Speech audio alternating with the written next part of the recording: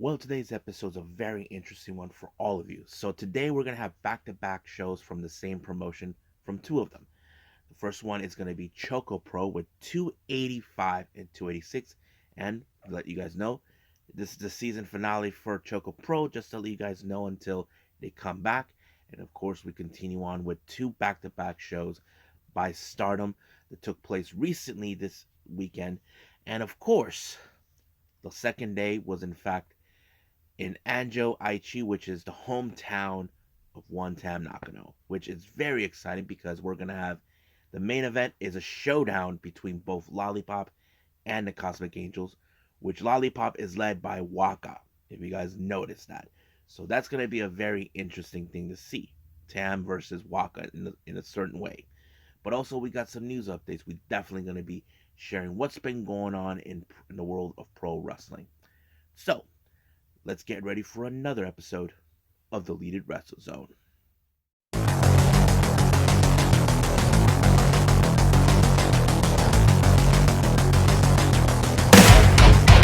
Are you ready?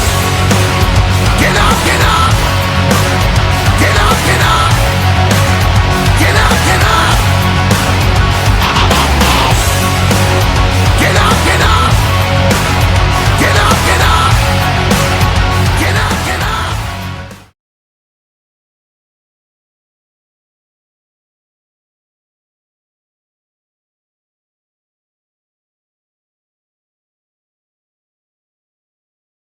Welcome everybody to the Deleted Wrestle Zone, all things that is pro wrestling with AEW, NXT, New Japan Pro Wrestling, Impact Wrestling, the National Wrestling Alliance, various promotions, wrestlers, matches, and championships.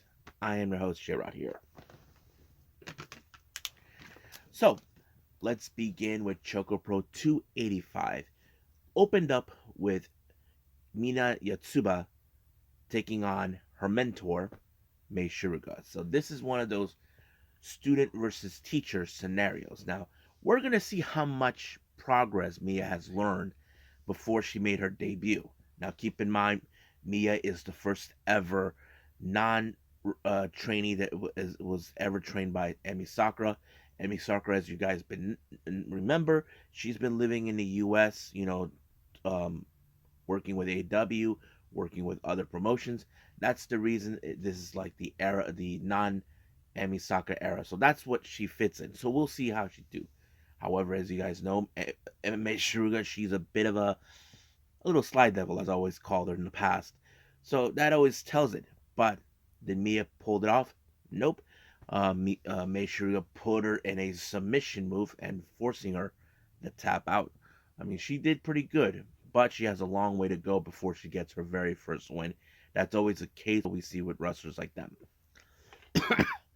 Next match, we got Shiko Shikawa teaming versus Sayaka Obihiro versus Shin Suzuki.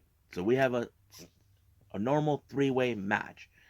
So this is going to be interesting. Don't forget, Shiko Shikawa, that's why she has too much energy. As Shin Suzuki, he's good, but he knows how to be a little bit of aggressive, and so does, of course, Sayako Behiro. So anything could happen in these type of matches with three ways. But unfortunately, it was, of course, Shin Suzuki with a landslide onto Obihiro that gave her the win with the pinfall. Uno, dos, tres. He wins the match. Now, our next match, we have a couple of guests from another promotion. We have Rekka and Guile Hawks taking on CDK, Chris Brooks, and Masahiro Takanashi. Now, keep in mind, just for the record, their tag titles are not on the line. So basically, if the opposing team against the tag champions win this match, they could have a potential opportunity for the tag titles. But I have to say it was a pretty good match because I seen Rekka maybe appear in Joker Pro maybe a few times, but never seen Gaia Hawks at all. But he was very impressive too. I think that's what I liked about him. But unfortunately, he ended up in a submission by none other than Chris Brooks, forcing him to tap out. Now for our Junkin tournament, this was another difficult one that I wasn't sure how this was going to go.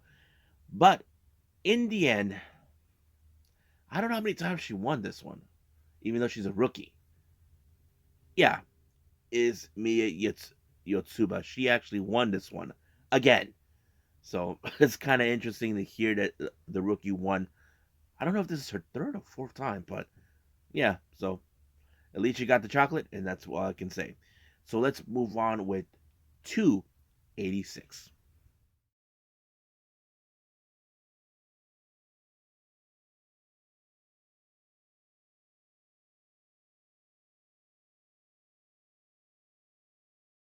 Okay, 286 from ChocoPro. This is the season finale for the time being until they come back.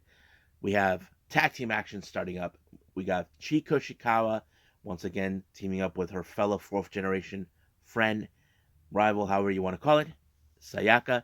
They take on Arnako Montaña and Masahiro Takanashi. Now, recently we have seen various wins between Chi and Sayaka in the past.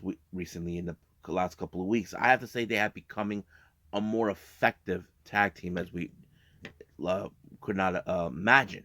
But they are working very well together. Now we know that Sayaka recently did pick up a singles match, but we're gonna see how she does now with Chi as a tag team. Now keep in mind they're facing against Arnako Montaña and Masahiro Takanashi. But if they're able to pin Masa, there is the potential opportunity for them to challenge for the Asian Dream Tag Team titles that him, Masa, and Chris have.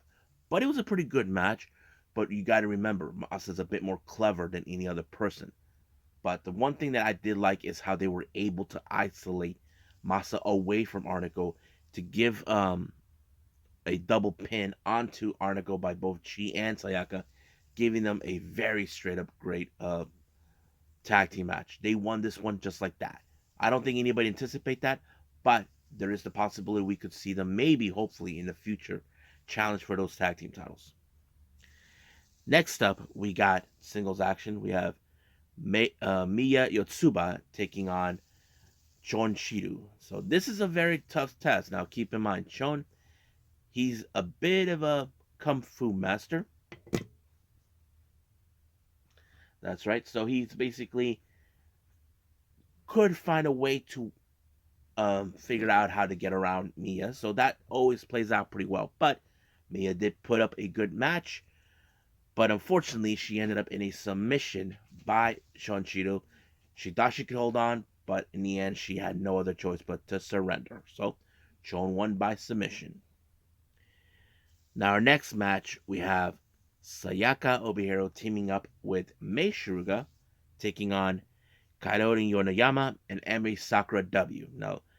No, this is not Emi Sakura. This is someone who's impersonating her. My money's on Antonio Honda because I think that's him behind the mask. But it was a very interesting match. Now, keep in mind, Coyote and Mei Shiruga are two of the high speedsters in this match. Anything could change. That's always been anything could happen. I see, many times I've watched high speed matches.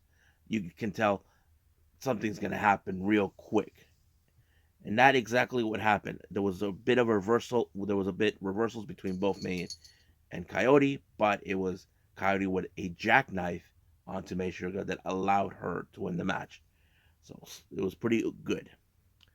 Now for a Jonkin tournament, this one I wasn't sure how this is gonna go, but I'll skip to the finals. So basically, as you know, our winners of our first match, Chiko Shikawa and Sayaka, ended up in the final. So this is the battle of okay, who's gonna walk out. Now keep in mind, Sayaka does have a win over her in the match. Not Jonkin, but a regular match. But how would she do in Jonkin? Well, it was Chi who won the piece of chocolate. So it was pretty much very good.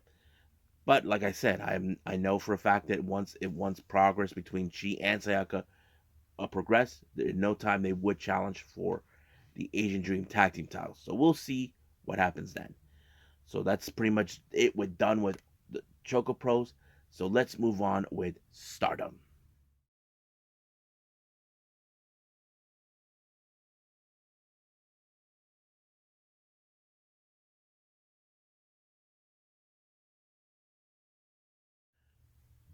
Okay, Stardom. Now, for the record, I did not see the event that took place in Corkin Hall on the 6th of January, but I did hear a lot of things took place. But before that particular day happened, it appears that half the roster of who were set to participate in the show had poor physical condition. They were feeling sick, so some had to miss. Um, I cannot tell you who could miss, but I can tell you who I didn't see, since I didn't see it because I watched bits of clips and photos on Twitter. Tam Nakano wasn't there. Neither was Himeka, Starlight Kid, Momo Watanabe. I'm trying to think of anybody else. Hanan, I think, is one. So basically, that's what I've been hearing. But right now, let's just go with the show that took place in Nagoya on the 8th of January, which was this past Saturday. So it opened up with the Stardom Rumble. We had various wrestlers like what's her name? Like Mirai, Saida, Momokogo, who else? Various others. Oh yeah, I think Lady C. No, Lady C wasn't involved. Yeah, Lady C was involved. So anything could happen. But the one person I did not anticipate that was going to win this one was once again super strong Stardom Machine showed up near the end, and she picked up the win when she eliminated Azumi, who was the last person. I'm sure Azumi was not happy to be eliminated, but it is what it is. Now, our next match, this was a very interesting one. We have Odo Tai, consistent of Rina, um, Saki Kashima, and Atsuko Tora, taking on Club Venus, consistent of course, Mariah May, um, Zaya Brookside, and Mina. But before the Ando, who is the official ring announcer, could introduce Club Venus, Mina grabbed the mic, introduced her unit herself. This is like almost a similar situation with Gideon Gray. So I wonder who could win between those two. But the match was pretty well. But of course, they had to be more careful with the antics of Oda Tai Club Venus. But keep in mind, I know Zaya Brookside had dealt with Oda Tai before, since she's been with Stardom. Probably she would know that. But this is not the Oda Tai that she remembered. So I think that played out pretty well. But it was the glamorous Mina Driver that sealed the deal for Club Venus, especially Mina, to put away, of course, Saki Kashima. 1, 2, 3, they win the match. Now, to make this on record, this is not part of the Triangle Derby match because there's several matches that took place on that. So let's keep moving. Now, our next match is an official Triangle Derby's match.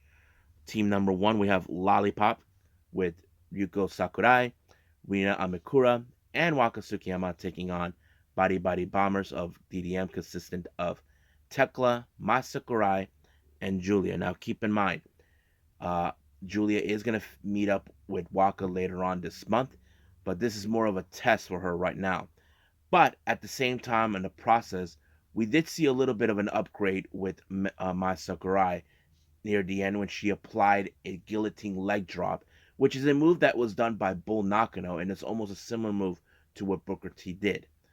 So she introduced that arsenal onto Waka, and she pinned her. Now, she said on Twitter that this would be the move that would put away Ami Sourei to win the future of Stardom, which that match will take place later on this month. Now, our next match is also a continuation with more of the Triangle Derby match. We have the Cosmic Angels, Saki, Natsupoi, and Tam Nakano taking on our current Artists of Stardom champions, Prominence, Kurumi Hiragi, Suzuki, and Risa Serra. Now, those who, if you guys remember, there was some interesting matches between both Prominence and Cosmic Angels during the 5-star Grand Prix. If you guys remember, Risa Serra did challenge Tam Nakano in a match. Risa Serra heard the stories about her, how crazy she is. And of course, that was a very powerful statement. And not to mention, Suzuki almost killed Natsupoi, but it was Natsupoi who picked up the victory onto her. But in this case, I don't think neither of them forgotten that loss. But who was going to pay for it for that particular receipt? Unfortunately, it ended up being with Natsupoi when, of course, Zuzu applied the German suplex, putting her away. Even Natsupoi understood that this was a bit of a debt that she owed her since the 5-star Grand Prix. Last time she blamed herself because she didn't win the first round, but she understands this one. So that's pretty much what I can say. Now, our next match is a bit of a Russian roulette tag team. Basically, we didn't know who was going to team up.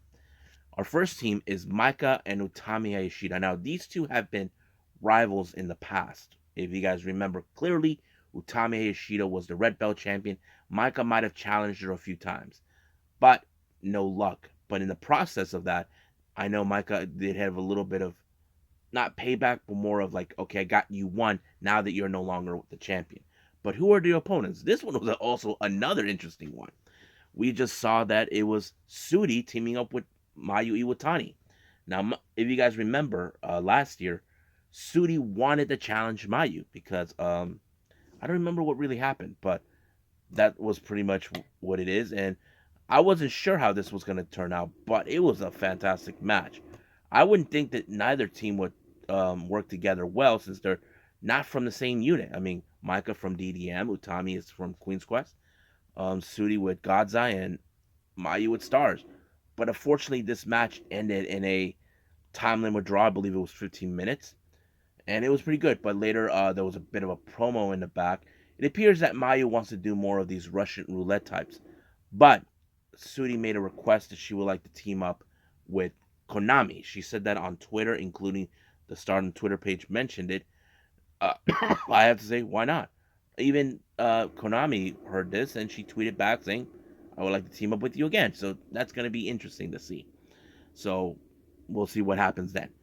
Now, for our next and final match, which is our main event, is the Wonder of Stardom Championship between Ami Sudi from God's Eye, who is also the future of Stardom, take on Saya Kamitani.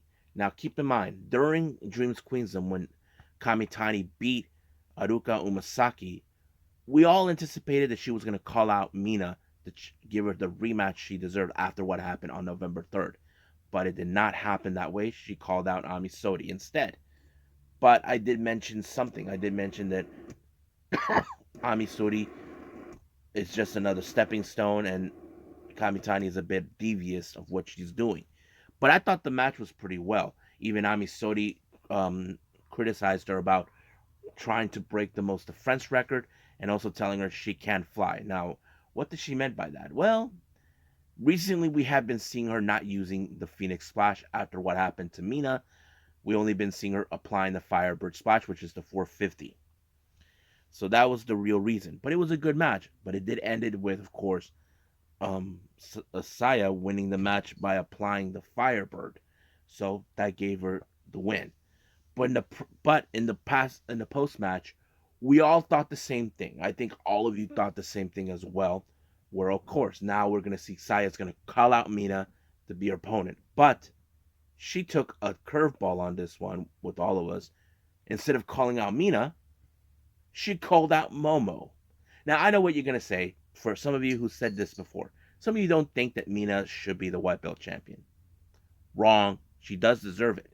She worked her butt off half of last year. So don't give me that crap that you guys think, oh, she should be only with the CWA belt. So no. But the opponent she called was a very interesting one. She called out Momo Watanabe. Why would she do that? Why would she, of all people, call out Momo? We're going to talk about that at another episode with the special DWZ special episode. I think this was going to be number 2. We're going to talk about why would Saya Kamitani call her out. And I think there's a lot of things we could put in to the train of thought of Saya Kamitani. So we just got to wait and see. So I think that's pretty much it with this one. So let's go with the other Triangle Derby show from Stardom that took place in Anjo, Aichi right now.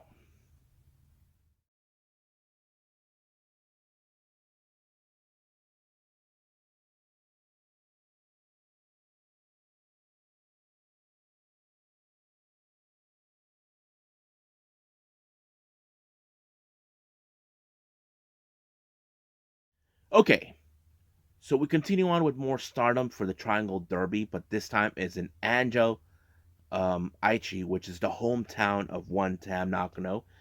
They call this the triumphant return of Tam Nakano. You probably say she doesn't live in Ancho anymore. Well, many of the Stardom wrestlers who are working for them or wrestling for them, they have to move to Tokyo. So that's probably the reason why. So you probably can guess it. So you see the mayor of Anjo being there, and of course a video package by Tam Nakano greeting her hometown, which is cool as always. But let's get started with the first match. Our first match, we have Tekla taking on Momo Kogo. Now, keep in mind, Momo is a capable wrestler, but Tekla has always tricks up her sleeve. She's a bit of aggressive, but it took the poisonous spider, what was it? A death drop to put away Momo in order to win the match. So that gives her a good win. Now, our next match, we have Yuna Manaze taking on Sudi. Now, keep in mind, Sudi does not like of course, the Neo Stardom Army since she had dealt with in the past. But I have to say, you Yuna put up a good match. Not to mention, try to deal with someone who is has amazing striking kicks, but Sudi killed her with the buzzsaw kick. That's sad. But anyway, good win. Now, our next match, we have Club Venus, once again with Mariah May, Zaya Brooks, and Amina. Once again, she grabbed the mic from Ando and did it again. Oops, I did it again. Their opponent is none other than DDM, consistent of Mai Sakurai and Micah, but they brought tag along with Lady C. I know some people recently been talking about Lady C that she could make the jump from Queen's Quest to DDM, but that is yet to be determined until something happens. But it was a pretty interesting matchup because, um, I don't think they ever dealt with Club Venus before at all. But this put up a little bit of momentum for Club Venus to win because people have talked about how do I say this, that they could be the fan favorites to win the entire tournament. So that has always been the clear case right there. So we'll see what happens. But in the end, it was, of course, Mariah May with a tombstone power driver onto Lady C to pick up the win. So a really good one. Now, our next match, we have 8-person tag match. We have Oedatai consistent of Rina, Ruka, Saki Kashima, and Atsuko Tora. They take on Stars, Saya Ida, Koguma, Azuki, and Mayu Utani. But these two teams have dealt with each other in the past, time and time again. But it was a really good match. They are determined to win, but they also got to keep watch of the way they cheat by using weapons in order to win it. But unfortunately, it was, of course, Mayu with the moonsault press onto, I believe, Saki Kashima that allowed them to win. Now, our next match is our tag team match. We have New Eras of God's Eye, consistent of Mirai and Amisuri. They take on Queen's Quest Aphrodite, Saya Kamitani, and Utami Hayashida. Now, this match was amazing because we know these two teams are very strong, capable tag teams. Many people thought Aphrodite were gonna win the Goddesses of Stardom Tag League, but unfortunately they lost to 7 Up. But this time I thought it was pretty amazing. Every pinfall, every submission, everything was broken up until we reached the time limit draw. It was over right from there after 15 minutes. So I have to say I loved it. Now our main event is the much interesting one. We have Lollipop, consistent of Yuko Sakurai, Mirana Mikura, and Waka. They take on the Cosmic Angels Saki, Tam Nakano, and Natsupoi. Now, this is a very bit of a showdown between these two teams. But I don't know if you guys noticed something very interesting about these 6 individuals. I know someone on Twitter might have noticed it. Hope you guys noticed it too. All six of them are from the same promotion they came from, At Risk Girls. I'm like, holy damn. I can't even notice it. I didn't even realize it. Oh my god. You got almost the people from who came from At Risk Girls in one ring. I didn't even notice that. But it was pretty interesting. I'm like, cannot imagine it, seeing that. But I have to say, this match was so emotional in every aspect because it recently we've been seeing this was about the story of Waka and Tam. As you know, Tam has not been in a good place since late last month in December, where Tam gave Waka a ultimatum: if she doesn't pick up a win within 3 months, she is being asked to leave Cosmic Angels. And I know it hurt her so much saying that, and I know Waka's hurt deeply because she can't pick up a win. But I think this is like one of those matches like Waka is determined to pick up that win. She wants to stay with the Cosmic Angels, and I think that's what the story is telling us. I know many people have talked about, oh, Waka should just leave Cosmic Angels. She's not a good fit. So that's always been what we've been hearing. But I like how in the end it became more between Waka and Tam facing off one another. But of course, Waka wasn't gonna hold. I mean, Waka's not gonna hold back. Neither is Tam. But it was Tam with the violet screwdriver to put away Waka and picked up the win. I know deep down Tam was hurt doing that, but she had to do it to get the win. And I think everybody got emotional in this particular match, including Mina, who was at ringside. There's a photo of her crying, you know, watching this match, then crying. I mean, people are already questioning her about her allegiance, but you got to remember, she will always be an original member. And some of you may ask me, what about Nagi? Well, I don't know how she is feeling watching this, but we'll see what happens. But I have to say it was a pretty good match. Not to mention, Tam gave a promo. I don't know what she said, but she was willing to share the spotlight with everyone there, since they're all part of the allies with both Colors and Cosmic Angels. But it was a pretty good emotional match, and of course Mina was on in stage with them, and Tam did the roll call that Mina normally does herself. But since she's been doing that with Club Venus, I think it's more like, okay, let her do it. So this is his, how do I say, her hometown, and I thought it was pretty good. So we'll see what happens next. Um, but like I said, this match was really emotional. Oh yeah, and I should mention this particular one. You can actually see it for free on YouTube if you guys want to see it. So if you guys don't have the Stardom World at all, because I've always said that I watch everything on watchprowrestling.org, this particular day uh, is on YouTube, so check it out.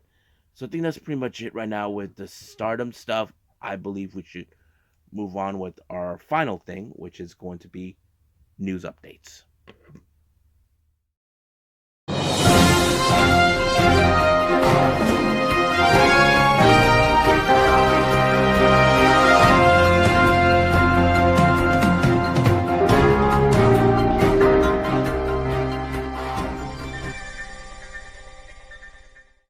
Okay, so welcome to our news update. So this is what we have for everybody. Now, for all you Marvelous fans out there, you may have heard the news, what took place. Those who haven't, then this is what's happening. Recently, Marvelous did had the recent event this past Saturday, and it was announced that Rin Kadokura is leaving Marvelous, moving to Canada with her husband. This was a major surprise and shocking to the fan base. But from what I understand, the wrestlers themselves didn't even know anything about this. This was like very quiet moment. However, Nagoya, the founder of Marvelous, did stated that she knew about this. So basically, Rin might have told her what was going on. So she's going to be leaving Marvelous soon and moving to Canada. Now, somebody may ask, why would she move to Canada? Well, from what they're saying, if you guys remember, recently Rin Kadokura got married. Now, not much of her husband has been told, like what he does, if he works, what he's, all that sort of thing. But it was then stated that her husband was being transferred to Canada. So that is something. I think that he works maybe to some company or some that operates in Japan, and they spread their branches out in other locations. I'm not 100% sure about that, but that's what I'm hearing. But we do, from what I'm hearing, some of you may ask me, is she gonna wrestle outside of Japan? There is talk that there is that the possibility that yes. Some of you may say, will she wrestle in the U.S.? I'm not sure because I don't think she knows anybody. But if I was Rin Kadokura, I would try to how do I say, get in contact with Sumi Sakai since she's the one handling the bookings for the Yoshi wrestlers mostly. But there's that, yeah. So anything is possible, but we'll leave it as that. Now, as you know, we just finished with Pro Wrestling Guerrilla. Two things happened. First one, the Jericho Appreciation Society made their way there. As you know, AEW is in LA real soon. That's going to be one killer event, but we'll get to that. However, I did not witness it. I did not see it. We have a winner for the Battle of Los Angeles, and that is, of course, none other than Speedball Mike Bailey. As you know, Mike Bailey has been trying to make up for what he missed for 5 years since he was unable to come back to the States, but he did it. He pulled it off, so he is this year's Battle of Los Angeles winner. Now, two new developments have taken place with Pro Wrestling Noah. Now, as you all know, in the last episode, I talked about Dralistico making his Pro Wrestling Noah debut. Now, some of you may question, can he go to New Japan? Apparently, no, because he left and working with AAA. That's preventing him from going to New Japan. But he is going to make a good impression with the Noah Juniors. I'm sure of it. It was later announced that he will be wrestling in Osaka, Japan on the 12th of February of this year. And his opponent is none other than, of course, one of the leaders of the Noah Juniors, Atsushi Kotoge. That's going to be an interesting match to watch. So hopefully I can get to see that.